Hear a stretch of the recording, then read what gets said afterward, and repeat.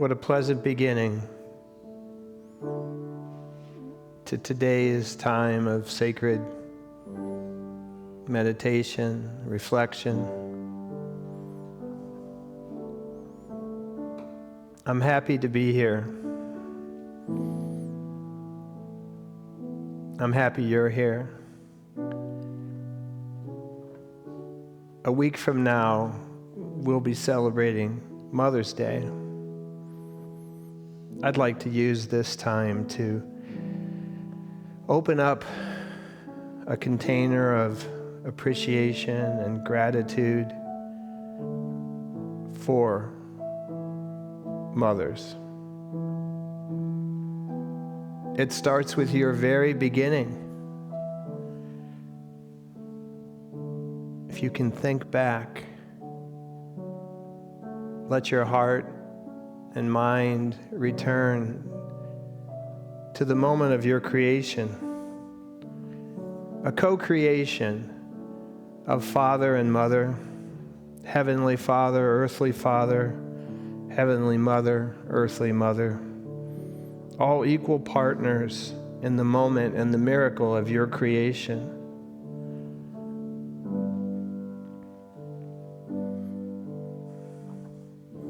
The creation of life, it's so common to us that it seems ordinary. We can forget what a miracle you are. Your very being, a divine expression. And an earthly mother is more than a biological mechanism carrying and nurturing your transformation from a spark to sustainability as you're birthed into this realm. A mother is a being who is the conduit of a supernatural transcendence. A mother is a portal for bringing a soul into physical form and delivering it into the world. I have a mother.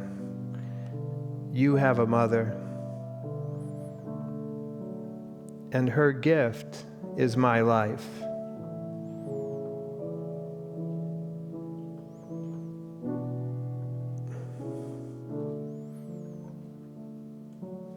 After birth, as we begin our life separate from our mother, but still closely aligned with her and her energy,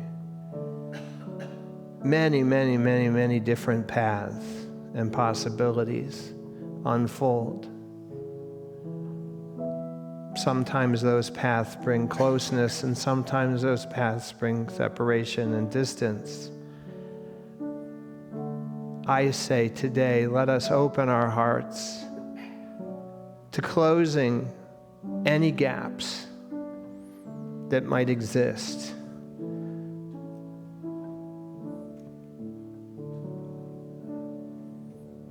From the trials and tribulations of the human journey, and embrace your mothers in your heart, in your mind, and if possible, in your arms. Appreciate her. And take a moment to appreciate the desire and the devotion it took on her part to bring you to life. Affirm her as your source, your beginning, your launch pad.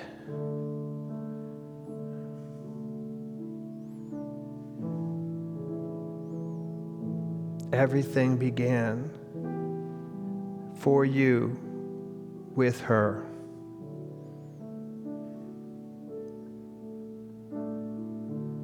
Whatever you know of her, what you remember of her, how you think of her, what you say of her, Forgive her of any and all that does not amplify her soul in the pure, warm light of love.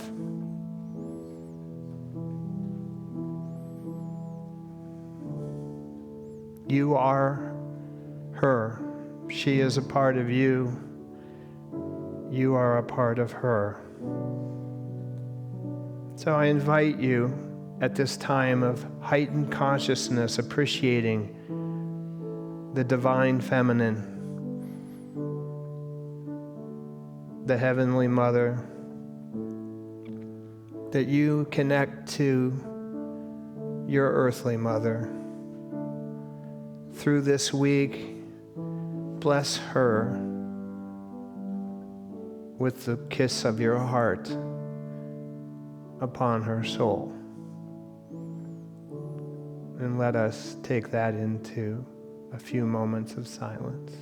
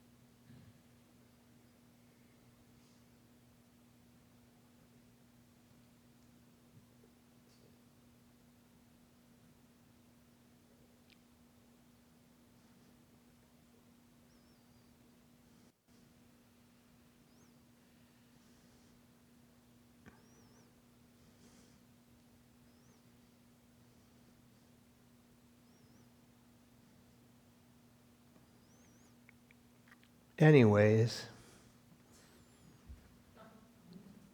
my mom would often say that word. Whatever came before, whatever came after, in the middle of it all, she would say, anyways. It was a bit of a signature transition for her. Love you, Mom.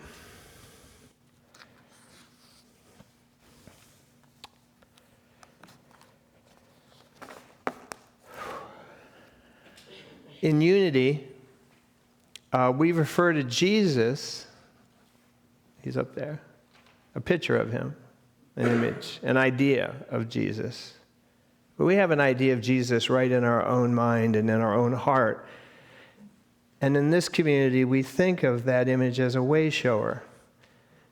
In his life, in his teachings, Jesus demonstrated and taught of the way to have a righteous life in communion with God.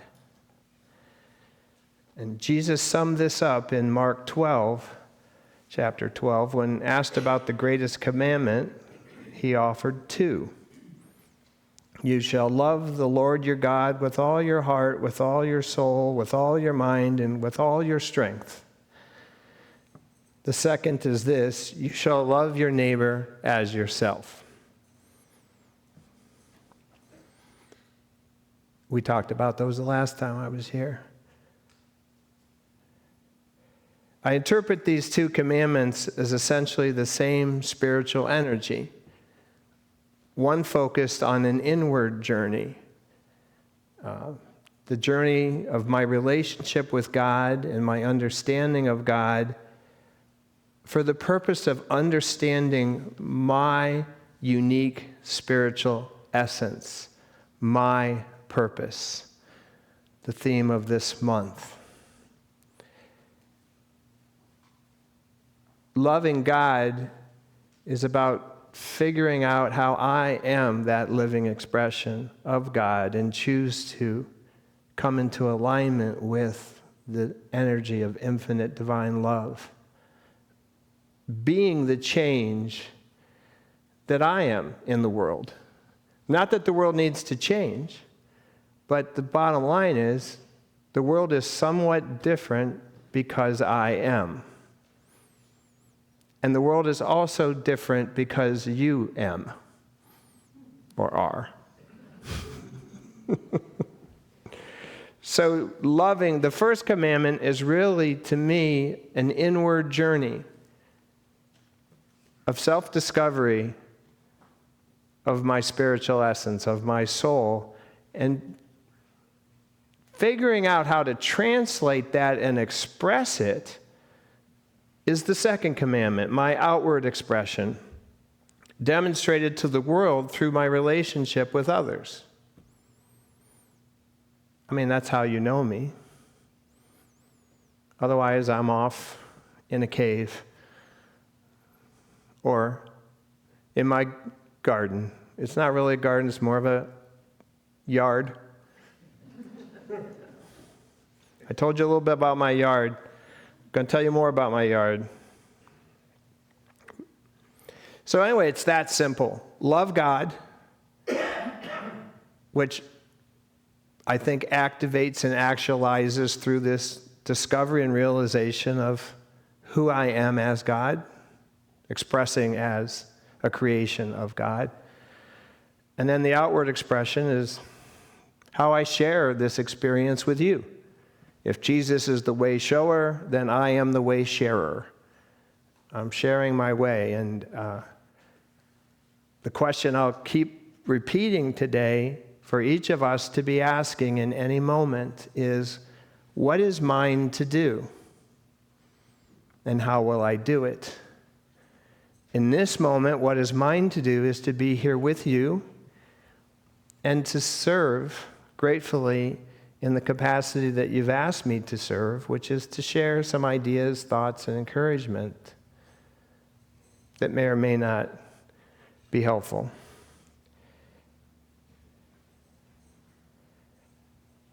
The purpose of life on earth is to be a living expression of God. Each of us is a unique expression of divine spiritual energy, brought forth into physical form and living on what we call earth. I mean, those words sound interesting, poetic, but seriously, how comfortably do you relate to them? For example, just a few moments ago, I accused you of being God. Did you even notice? Probably. Were you comfortable with that? Maybe you reinterpreted it right away. Oh, in fact, I reinterpreted it right away. Oh, the living expression of God. I remember the first time I was just fresh off of a metaphysical retreat class at Unity Village with Dr. Paul Hasselback. And he kept talking about this idea and affirming, I am Christ. And I was so excited by that. And it took me, after a week, I was really getting with the program. I came back and did a message here, and I said that, and some people freaked out. And so what I want to share about today is about the distractions of life and how they are a convenient off-ramp for us sitting in the really blinding white light of our magnificence and accepting that we truly are a living expression of the Creator, that you truly are God on earth. No one of you is God. Each of you is God, and all of you are God, and all of us. I include myself with you. That can be an overwhelming thought, especially depending upon the history of your spiritual path, or the church you went to when you were a kid, to say it more bluntly. The Sunday school I went to was not saying these things to me. And I don't mean to be against them at all. It's just that as we grow, Hopefully our mind opens. Hopefully our heart opens even more all the time as we realize that we have the infinite heart and mind of our Creator. And we can express it as we learn how to express it. It's just that things are more difficult in real life than they are in thought. For example, today, I was just about going to be late for church.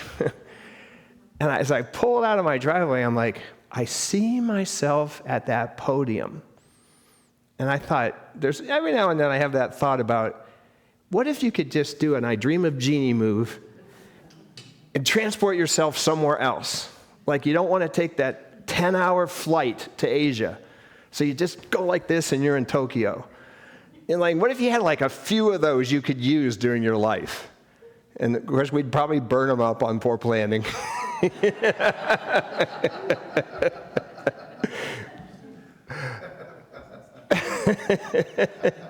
But I thought to myself, boy, I see myself there.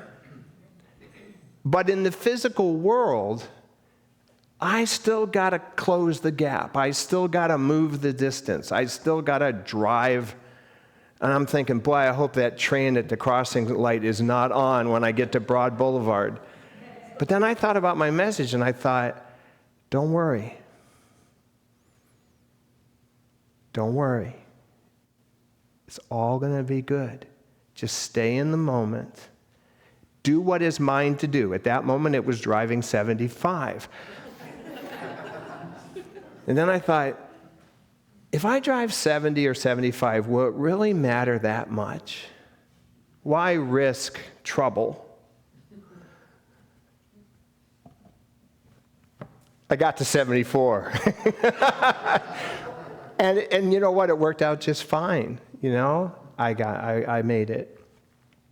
Would I have preferred to be here a little sooner? Well, I don't know. I mean, I wasn't. So let's not even get distracted by that conversation. I forgive myself for anything that I've done, that I'm doing, and that I will do. And there's freedom in forgiveness.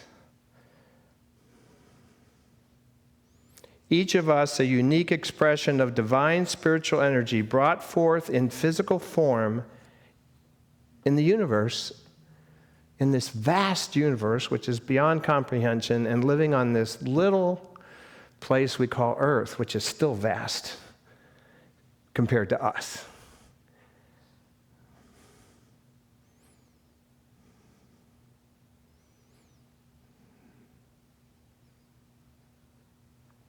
I'll say it. Each of us is a reflection of the infinite possibilities of the Creator, brought forth into a specific physical expression. None of you are the same. Each of you are distinct. And there's purpose in that. But that's true while we are all one. We are brothers and sisters conceived of the same boundless love of God. And also individuals demonstrating the blessing of mortal life in our own special way. We have this gift. What will we do with it? What are we doing with it? Let's not think too much about what we've done with it. It's not really important. We don't need to rest on our laurels or hide in shame from our mistakes. We are where we are. It's as simple as that. The sole purpose of life is to be a unique expression of God on earth.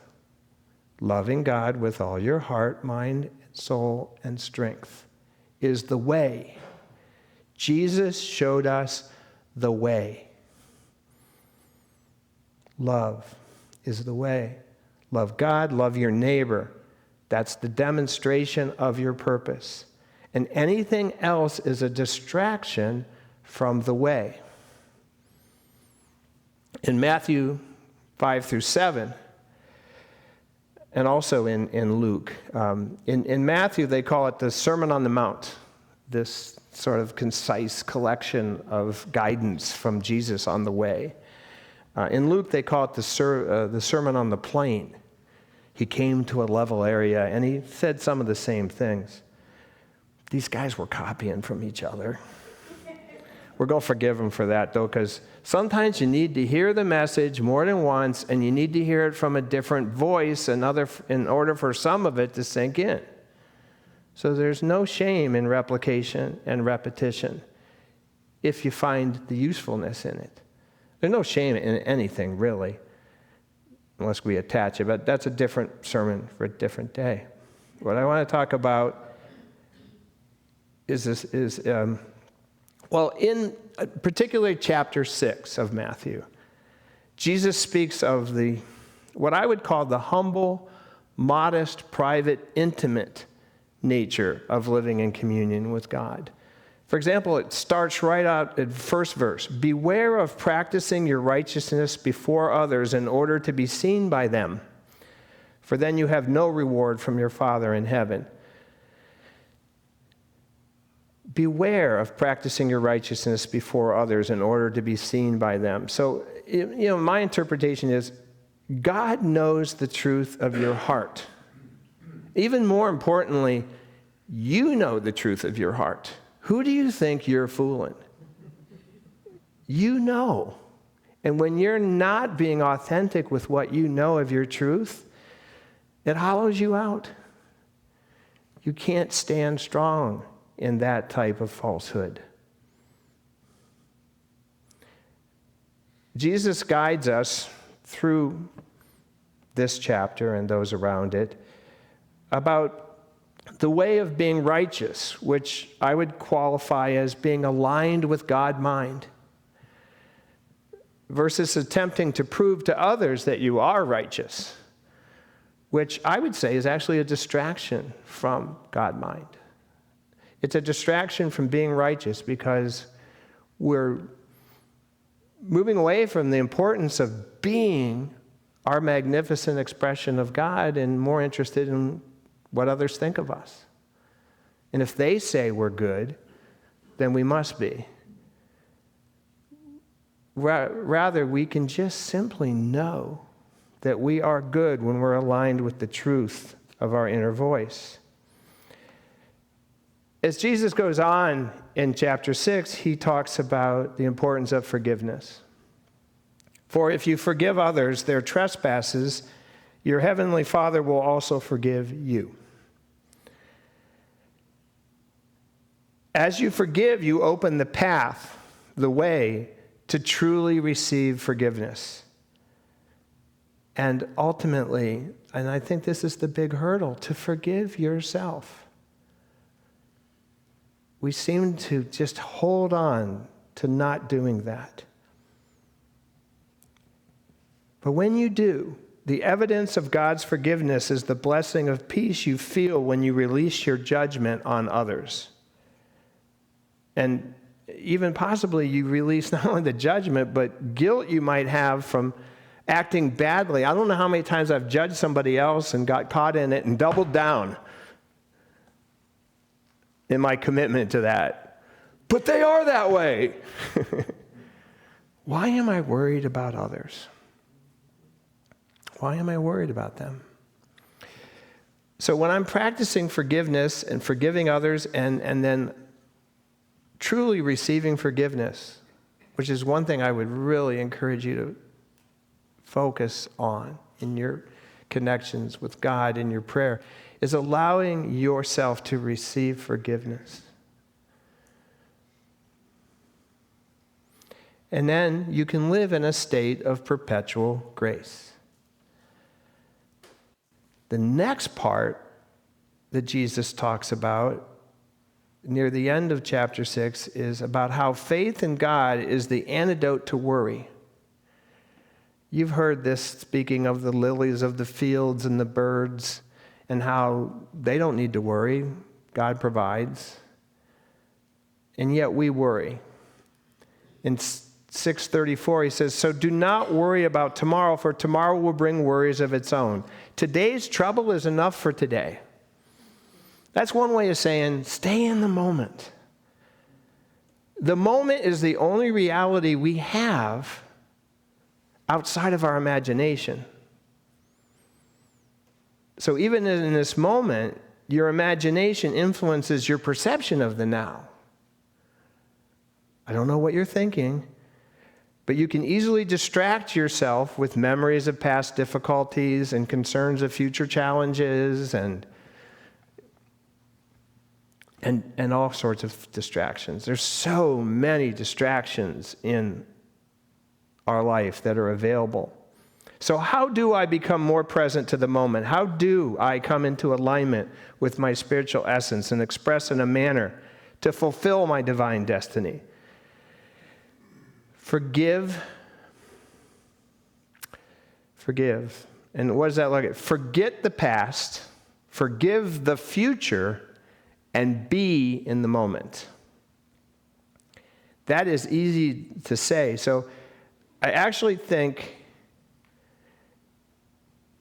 that is an incomplete statement.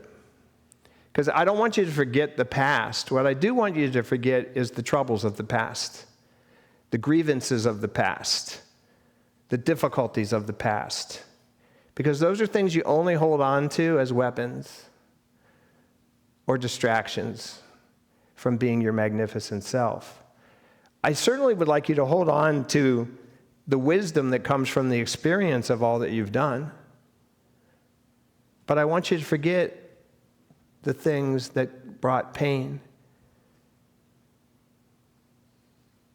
Not necessarily that brought pain, but that you keep bringing up again to continue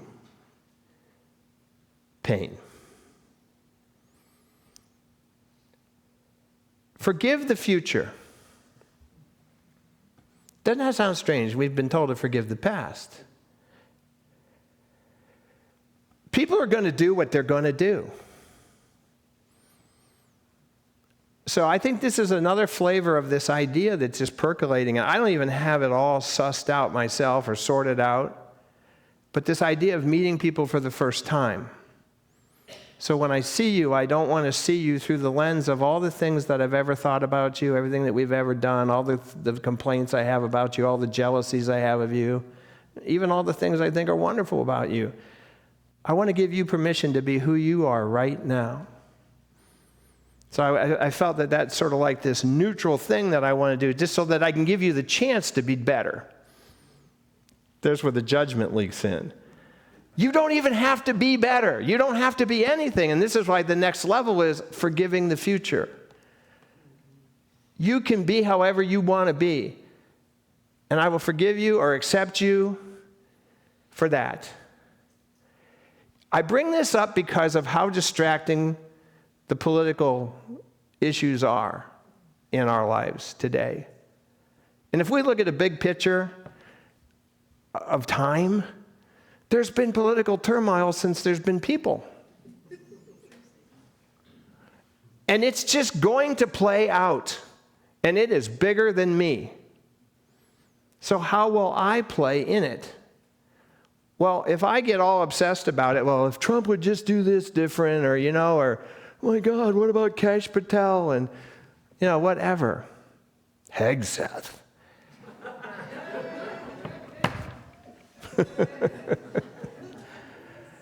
Forgive it. They're going to do what they're going to do. Don't attach energy to it. The past and the future are only relevant to the extent they inform the moment. Pull from the past the experience and the wisdom you've gained to know how to navigate the troubles that come your way, and also to create the magnificence that you want. Don't forget about your goal for the future, to become one with the Creator and to become the living expression of your magnificence. Don't let go of that. That informs how I decide what I said I would repeat. Here it comes. What is mine to do now? And how will I do it? How will I act in alignment with the purpose of my spiritual essence? How will I do it? And how will I allow others to do it too? I mean, how much time am I spending minding other people's business? And how in the world do I think that's a good use of my time? How do I even think it'll be effective? It probably only creates friction, distance, and more drama, more distractions. And why do I need these distractions? What would I be doing if I were not distracted? And would I be able to stand and look myself in the mirror and say, I am a child of God. I'm here for a spiritual purpose. What will I do? And how will I do it? And I just give myself space to listen and commune with God in intimacy, in the intimacy of my private prayers and meditations, and listen, I'm going to find insight. I'm going to find ideas. But you know what? I need to quiet my need to fix things. I'm an engineer. I like to fix things. I can fix the water in my creek and how it erodes or doesn't erode, but I shouldn't try to fix my wife unless she needs glasses. I can help her on her journey. So, I don't have time to go into this more because there's a lot of this that's just still coming new to me.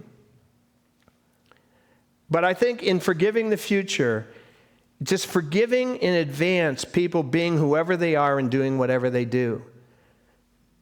And when I forgive you for what you do, I can start to maybe even propitiate you. And if I start to think about why you annoy me, I can think of what Adler said, Alfred Adler, that all complaints are complaints against one's own character. And I'm probably projecting something that I haven't been able to forgive in myself onto you, because it's so much easier to see the mistakes your neighbor is making than to see how you might be making the same mistake. And so I want to forgive whatever you're about to do and just keep coming back to the question, what am I to do and how will I do it?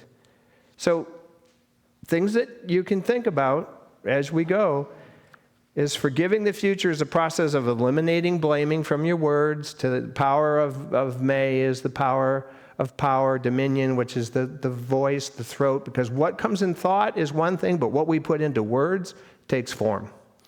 So we can think our opinions, but when we say them, they become discrimination. We can eliminate worry. What good is it anyway? Whatever's going to happen is going to happen. Just forgive it if it's a problem. Just move on. Get back to me. Also, you're going to have to redefine your whole relationship with expectations, especially of others, but also of yourself. So many things I'd love to share, but I want to come back to Mother Teresa. 2 things that she said. One is, if you want to create change in the world, go home and love your family. Think global, act local. Do what you can do in your immediate field of contact. And she also said, there's a whole poem that you know. Many of you have heard this. It's called Do It Anyway. But I'll just start with the first stanza and I'll close with that. People are often unreasonable, illogical, and self-centered. Forgive them anyway. And if you want, you can read the rest of that. Forgive the future. Be your magnificent self.